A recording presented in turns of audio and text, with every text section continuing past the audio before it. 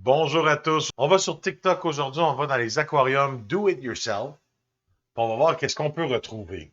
Parfois c'est n'importe quoi, parfois c'est génial.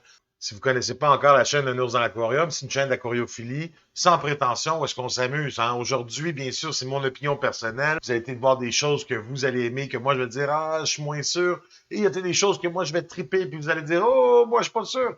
Et ben c'est la vie. Hein? Abonnez-vous, puis si vous aimez ce style de format-là, gênez-vous pas de me le dire. Ah, ça, c'est sûr que c'est cool de voir ça, hein.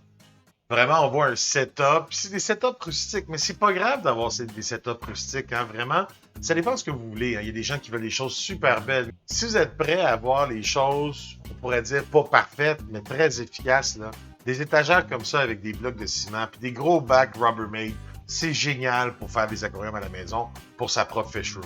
C'est sûr que l'esthétisme, ça laisse un peu à désirer. Mais ça, c'est la vie. Ça, en passant, là, c'est super génial comme couvercle d'aquarium ou même comme outil pour faire tenir des choses par-dessus l'aquarium, là, comme des ampoules, des lumières, et ainsi de suite. Ce treillis-là, c'est des treillis qui sont faits pour les néons, hein, pour les grandes barres à néons industrielles. Ça s'achète dans les magasins quincaillerie. Bon, c'est pas nécessairement la chose la moins chère, mais c'est très efficace, très solide. J'ai vu quelqu'un déjà faire un aquascaping de roches flottantes grâce à ce genre d'équipement-là. Ah, ça, c'est cool. Ça, c'est des œufs de poisson-ange, là, les scalaires. Je sais qu'en Europe, on a l'air à dire scalaire vraiment comme un nom commun pour ces poissons-là. Moi, personnellement, au Québec, on utilise le poisson-ange comme terme. Je pense qu'on peut pas faire une vidéo de réaction sur les poissons sur YouTube si on parle pas des fameux ponts, hein, qui permettent de rejoindre deux aquariums. Puis vous savez, c'est vrai que ça a l'air cool, hein? C'est vrai que ça a l'air beau. Je vais pas mentir, je peux pas dire le contraire, ça a l'air vraiment cool. Mais moi, j'ai un problème avec ça. Puis le gros problème que j'ai avec les ponts, c'est la circulation de l'eau. La circulation de l'eau va pas bien se faire dans cette zone-là. C'est très difficile d'avoir une bonne circulation. Donc, on pourrait facilement avoir des zones qu'on pourrait dire mortes. Des zones où est-ce que l'eau, elle n'est pas... elle est presque toxique pour nos poissons. C'est sûr aussi que la grosseur du poisson qu'on a en ce moment, un bêta, là, c'est bien correct. On va s'entendre, là, avec un bêta, il n'y a pas trop de problème à faire ça. Mais j'ai vu les mêmes systèmes, là, des systèmes avec des pompes, puis là, je vois des poissons et des poissons. Si tu as juste un poisson, c'est pas dramatique. Mais si tu commences à avoir une surpopulation, ou des poissons qui sont beaucoup trop gros,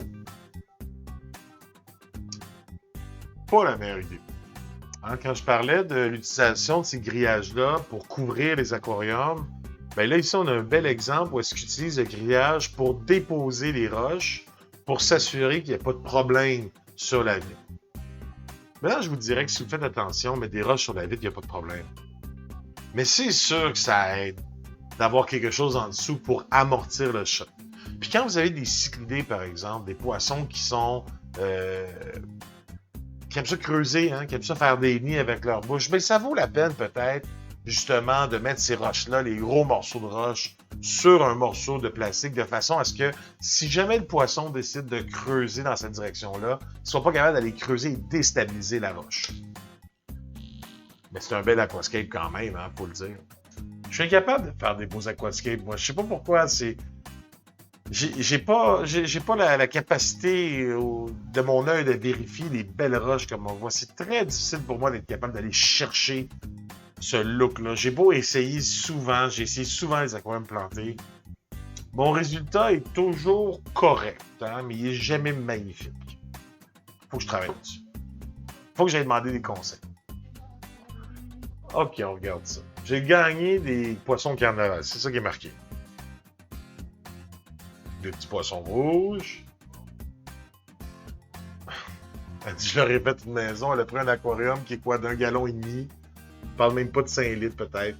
C'est beaucoup trop petit pour un poisson rouge. Hein. Puis le pire, c'est que sur les aquariums, souvent, il est marqué. Hein, il y a un poisson rouge sur l'image. Il y a même des gens qui nous vendent ça pour dire que c'est un petit bocal à poisson rouge, mais c'est beaucoup trop petit pour un poisson rouge.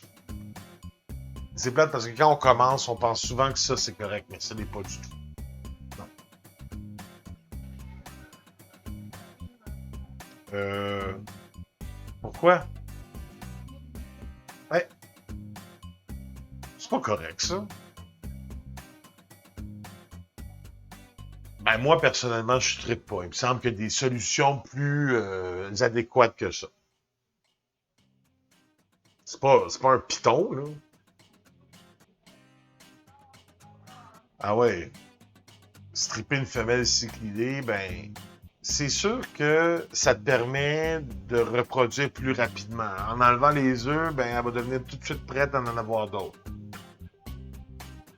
Si t'es pas pressé, là, ça vaut la peine de la laisser dans sa bouche. Moi, personnellement, bon, je peux pas dire pour tous les cyclidés, mais la majorité des cyclides que je connais,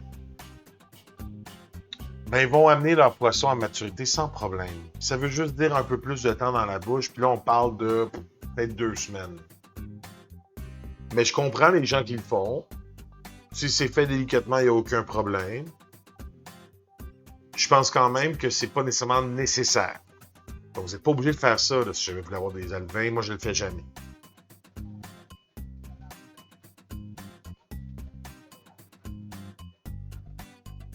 Bon, là, il faut que j'explique quelque chose à certaines personnes. Bon, pas tous. Pose ta caméra, puis occupe-toi de ton poisson. Moi, je ne comprends pas où est-ce que les gens pensent je vais prendre un petit 10 secondes de footing. Non, non. Footing une autre fois, là. Poisson priorité. Bon, peut-être que c'est moi qui est fou. Bon, un petit exemple de filtre maison, là. Un petit fil, ça peut être cool. Donc, une petite bouteille de plastique. On fait des trous pour que l'eau puisse passer. Ils vont encastrer, si je me trompe pas, le bouchon dans une éponge. Donc, ça va devenir, on pourrait dire, un filtre éponge.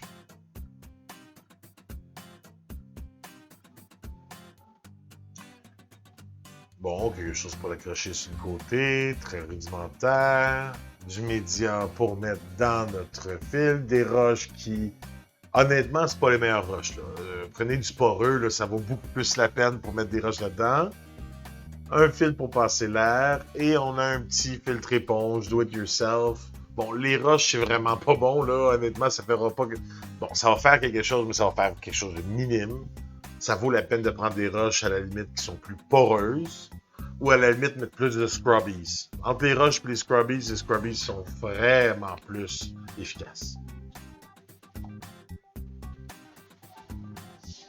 Ah, ça, c'est cool.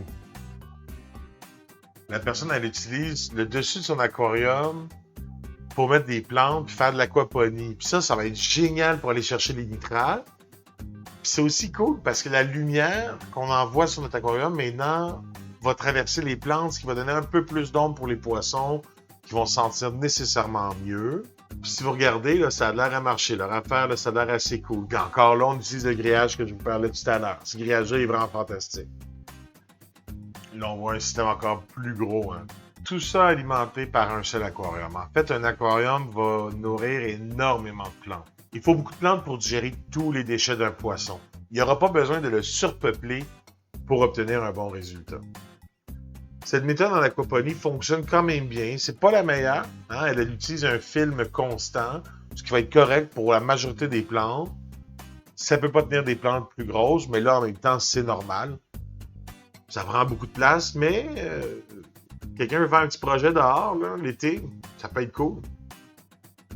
Ça, c'est un peu mon rêve. C'est ce que j'avais essayé de faire, mais j'avais pas autant d'équipement. Je n'étais pas allé aussi en détail. Ça, c'est vraiment magnifique. En tout cas, moi, ça m'attire beaucoup. Moi, c'est drôle, hein. À la maison, on a 3 chats, là. Puis j'en ai aucun qui est attiré par mes poissons. En fait, si moi, je suis dans le coin, peut-être qu'ils vont venir, mais si je suis pas là, ils s'en foutent complètement.